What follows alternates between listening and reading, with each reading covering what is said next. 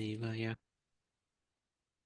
Om Namo Bhagavate Vasudevaya. Hare Krishna, dear devotees, wanting to seek the blessings of Radha Madhav, Radha Shyam Sundar, Krishna Balaram, Bal Gopal, Nrsimhadev Bhagavan, Jagannath Baladev Subhadra, Gaur Nitai, Tulsi Mani, Haridas Thakur, Guru Parampara, Srila Prabhupada, Guru Maharaj, and the assembled devotees.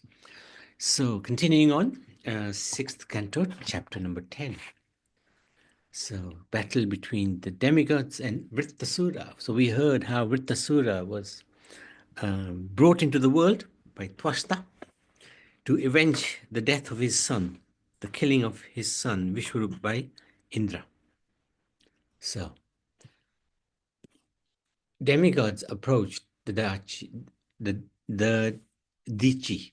So, this is the advice that was given to the demigods. You need the bones of the Dichi from which an arrow can be made, which can defeat Vrittasura. So, who is the Dichi? He's the son of Atharva. And he begged for his body. So the demigods begged for his body. Jokingly, the Dichi informed the demigods of the unbearable pain which occurs at death. So who would give up his body for anyone? Even Lord Vishnu. The demigods argue that great saintly persons like the Dichi can give up anything for the benefit of others, even their bodies. Those who are too self-interested beg something from others, not knowing of others' pain. But if the beggar knew the difficulty of the giver, he would not ask for anything. It's a very interesting point. Similarly, if the donor knew the beggar's pain, he would not refuse to give, since he is able to give charity. So it cuts both ways. Very interesting. Very interesting.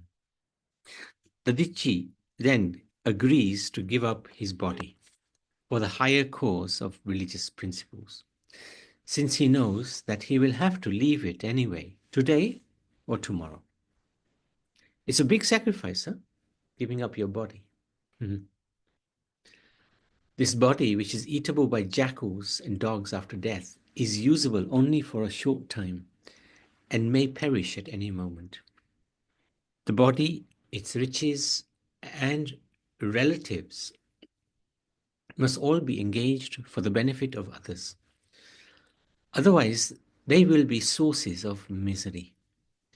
Thus, he placed himself at the lotus feet of the Lord, while being absorbed in trance, and gave up his body for the cause of the demigods. So it's great, great saint. Thereafter, Indra took up the thunderbolt made by Vishwakarma from the bones of the Dichi, and he rode on the back of Airavat to battle. Airavat is his carrier, elephant carrier. Surrounded by his company, Indra shone so bright that his effulgence was intolerable to the demons. Indra then attacked Vrittasura and the demons. This battle took place at the end of Satya Yuga and at the beginning of Treta Yuga on the banks of the Narmada.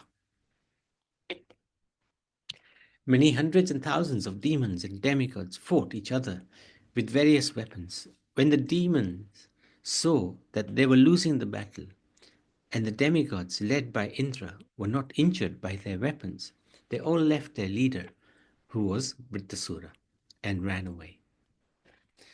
Vrittasura called out to the demons to not flee the battle. Since everyone must die, why not die a glorious death? One should die on the battlefield and attain heavenly planets, or die after a lifetime of performing bhakti yoga. So it's a very short chapter, but very interesting chapter. If we have to go anyway, why not go whilst serving the Supreme Lord in bhakti? That is a glorious death. And it's a good prayer to also have, my dear Lord. Let me constantly remember you, even in my most difficult times. And death is one of the most difficult times. chapter 11. The transcendental qualities of Vritrasura. So this is the demon. We're looking at the transcendental qualities.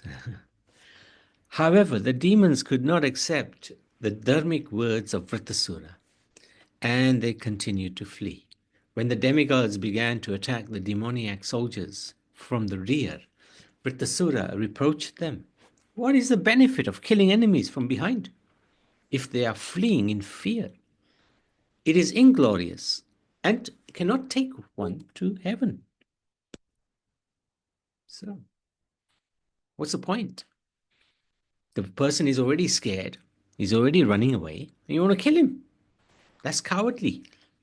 You're not going to gain, you're not going to go to heaven. This is the argument Vritrasura made. Vritrasura challenged them to fight with himself alone.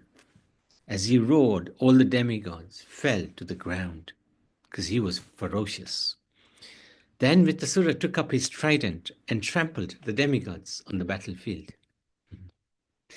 Indra threw his club at Vritrasura, who caught it and then bashed Indra's elephant, Airavat, on the head with it, pushing him and Indra back 14 yards. That's a long way. Indra touched his elephant with his nectar-producing hands, thus curing him of his injuries. This is Vritrasura having a fight with Indra and Airavat. Vritrasura condemns Indra's merciless killing of his sinless brother Vishwarup, who was self-realized and a qualified Brahmin, and he vows revenge against Indra and also the other demigods following Indra. He encourages Indra to use his thunderbolt, which will surely be successful.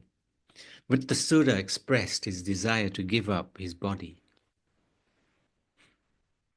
So Vritrasura, he knew that death is going to come. So he said, okay, I don't mind leaving my body.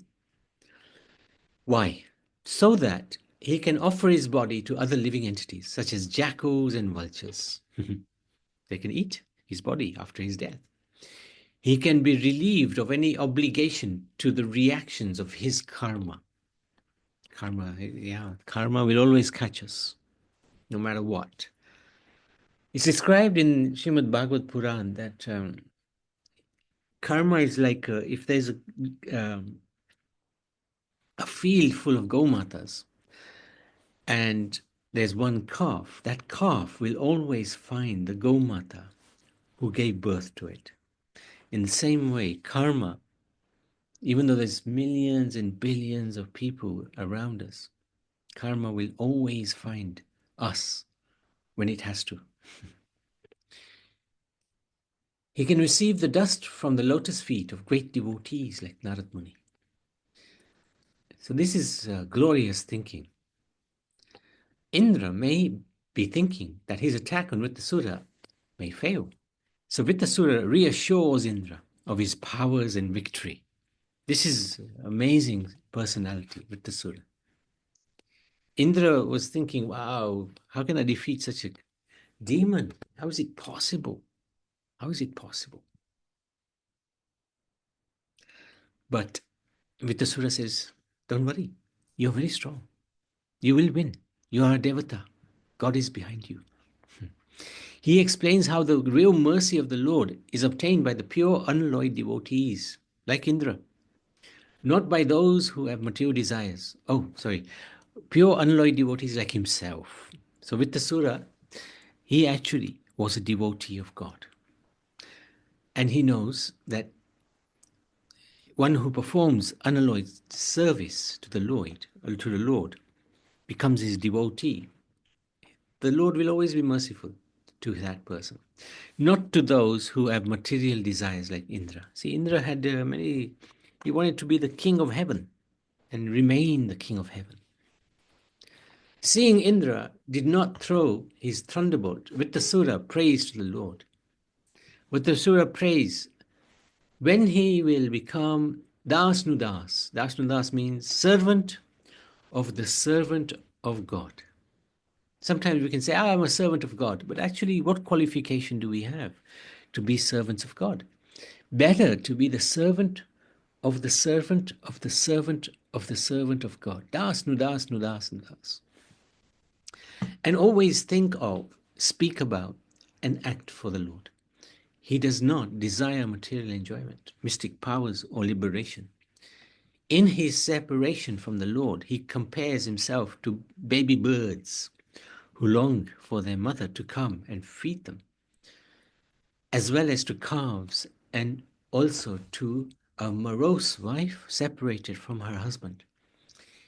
He desires only to render service to the Lord. So this is Vrittasura, only desires to render service to the Lord and associate with the pure devotees of the Lord. Chapter 12, Vrittasura's glorious death.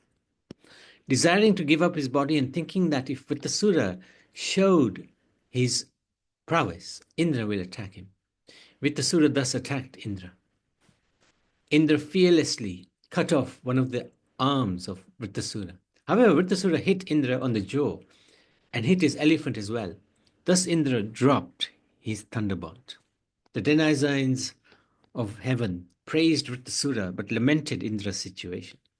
Seeing Indra discouraged, Vrittasura encouraged him to pick up his thunderbolt and fight. He explained that the Lord, although the agency of time, is the controller and no one is independent of him. Just like a puppeteer is in control of the wooden doll or animal he makes. Only the foolish think themselves controllers, creators, or destroyers. Thus, one should be equipoised in victory and defeat, fame or infamy, happiness and distress. But the Sura said, since I am not morose, then why should you be unhappy? Just get up and fight. This battle is just like a gambling match where one cannot understand who will win or lose. So this is what the Surah is explaining. Our lives are at stake. The arrows are the dice. So our lives are the stakes. Our arrows are the dice. The animals acting as carriers are the board game. Indra first thought how amazing it is that a demon can have such devotion. But he did not smile. Then he remembered Prahlad and Bali and thought, Bhakti millions of times greater than mine is possible even in demons. Thus he gave up his amazement and began to be joyful and smile. Indra appreciated how Vittasura is a perfect devotee of the Supreme Lord. Having surmounted the Lord's Maya and is swimming in the ocean of nectar, rather than bothering with small ditches. After they discussed about devotional service, they resumed fighting as a matter of duty. So Virtasura, he was just fighting because it was his duty to fight, because his creator, Tosta, wanted him to fight Indra, to defeat Indra. Even after Indra cut off Virtasura's remaining hand, Virtasura still seemed to devour the entire universe, and he managed to swallow Indra in Airavrat, just like a big python swallows an elephant. Has to be a very big python. Brahma, and all the demigods became morose. However, Vrittasura, thinking he had killed Indra, sat in trance. Using the opportunity, Indra being protected by the Narayan Kavach, so if devotees recall, he had the protection still of the Narayan Kavach, which was given to him by Vishwarup, and his own mystic power pierced through his abdomen and came out. He then cut Vrittasura's head, which took him 1 full year. 1 year. My goodness, that's a long time. From Vrittasura's body, the living spark came out and returned back to Godhead to become an eternal associate of Lord Shankarshan. So Indra did a lot of hard work to kill Vrittasura. 1 year to just cut off his head. This shows you the power, strength of Vittasura. Chapter 13. Indra afflicted by sinful reaction. So, again, Indra first killed Vishwarup, now he's killed Vittasura. Although demon, actually is a devotee. So, there are going to be consequences. Everyone except Indra was pleased when Vittasura was killed. And the demigods and sages, Brahma and Shiva, all returned to their respective homes. But while departing, no one spoke to Indra. Parikshit Maharaj asks, why was Indra so unhappy when the other demigods were happy? So Sukadeva Goswami, he explained that initially Indra declined the request of the demigods and sages when they asked him to kill Vittasura, another Brahmin. Especially after he had killed Vishwarup, he received extensive reactions but was favored by the women, land, trees and water. Now if he kills Vittasura, another Brahmin, how will he be freed from the reactions? However, the sages encouraged Indra to kill Vittasura and had promised to free him from sins by performing a Ashwamedha sacrifice. So there you go, there's Indra thinking, oh man, here we go again. Another Brahman I've killed. But all the demigods were joyful. But he was morose, thinking, how am I going to save myself from this crazy act? Intentionally committing sins and thinking oneself becoming freed from the reactions because he's performing spiritual activities is an abominable offense at the lotus feet of the Lord. So this is one of the offenses to the chanting of the holy names of the Lord.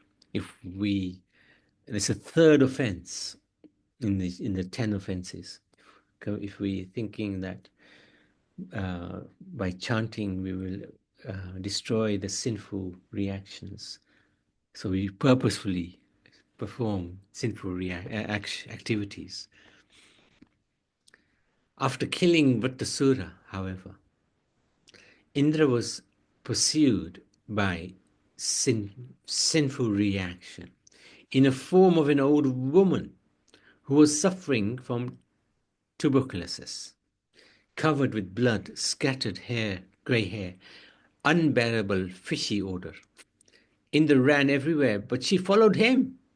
Finally, he took shelter in the lotus stem in Manasa Sarovar lake. There you go. Here she is. She's after him. This is sin personified. After Indra, wanting to punish him. Another version. And he was running. And he ran into a stem in the Manasa Sarovar. Lotus stem. So lotus flower. Or the stem of that lotus flower. He hid in there. In the ocean. Indra lived invisibly in that lake for 1,000 years, always thinking of how he could be relieved from his sinful reactions. He stayed in the subtle fibers of a lotus stem, practically starving, because Agni was too afraid to enter the water and deliver Indra's share of sacrifices. So even Agni was too scared, because the sins were so grave. Normally, Agni can easily enter the water as he delivers the share to Varun, who lives in water. However, because of the sin of killing a Brahman, he could not enter. In heaven, the demigods who were ruling in Indra's absence, the demigod who was ruling in Indra's absence, Nahusa, became infatuated due to power with Indra's wife and was cursed to become a snake. Finally, Indra returned to heaven after his sins were diminished. So how they were diminished? By the influence of Rudra, the demigod of all directions. By the goddess of fortune, Lord Vishnu's wife, who resides in the lotus luster of the lake, ultimately relieved of all the reactions of his sinful deeds by strictly worshipping Lord Vishnu. So he managed to get rid of the sin. Favored by the sages, led by Marichi, Indra performed a horse sacrifice and regained his exalted position. He was again honored by everyone. The learned are also always advised to read this narration. If one does so, one will become expert in the activities of the senses. His opulence will increase, and his reputation will become widespread. One will also be relieved of all sinful reactions. He will conquer all his enemies, and the duration of his life will increase. So we can stop there. Very interesting chapters. Any questions? Any comments? Prabhuji, Yes, Nandini. who was Dhritarashtra? Do you know in his previous life Hmm. that he developed such a divine qualities in spite of being a demon? Correct. King Chitraketu. That was who he was. King Chitraketu. And Okay. yeah, and that's the next few chapters talks about who Vrittasura was before he became Vrittasura. Okay. Thank you. Yes, absolutely. Absolutely right. And this is a really, Chitraketu is one of the most incredible personalities in the Bhagavatam. So, Is it the thank you. one who oversaw Parvati ji and Yes, Shivji? yes, Yeah. yes, yes, They yes. were- Yeah, yeah. That's Okay. it. That's the one. That's the one. Okay. And Parvati Okay. cursed him. Yeah, Parvati cursed him. Yeah, Parvati Thursday. Yeah. Okay, Prabhuji. Thank you. But he was so great, he took the curse as a blessing, you know? So, and this pastime is just so good, Chitraket, because there's so much in it which is relevant to us as well. So we'll hopefully get through that tomorrow. Anybody else? Anything else? Prabhaben is there. Okay, maybe she's busy. Okay, so Srimad Bhagavad Puran ki. Hare Oh, Krishna, yes, Prabhuji. yes, Prabhaben. Hare Krishna. I'm having problem to talk with you. Oh, did you not? Were you not able to unmute? You No, have. I've just unmute, but the bottom line doesn't show on my screen. Oh, okay. You Yeah, know where all the symbols are? yeah. You might have to again, take it off your computer and reinstall it. You might have to do that again. I don't know how to do that. Anyway, this Vatsasur was That's born right. to Yeah, get fight with everybody. fight with Indra, especially because Indra, Only Indra or any especially, other no, one. especially Indra, because Indra killed his brother, Vishwarup. That's why he's taking revenge. Yeah, as his father produced him to take revenge on Indra. All right. Okay. Yeah. And he was very powerful, very powerful. Yeah, as you are reading it, you can see that he had a lot of power himself. Yeah, And he correct. was telling, even if I die, the birds can eat me. Exactly. Such a fantastic. So his thoughts are so good. Yeah, very good. You know, that's what I said. Oh my God. Yeah. Yeah. Yeah. Anyway, thank you. Hare Thank Krishna, Prabhuji. you. Thank you so much. And I'm glad you wrote about yourself, your knees bending well. Yeah. Lord's mercy. Good. Lord's mercy is allowing it. Yeah, good. Because you're doing a great job. Wow, don't Great know. seva. Yeah. Well, Yeah. Hare Krishna, Prabhuji.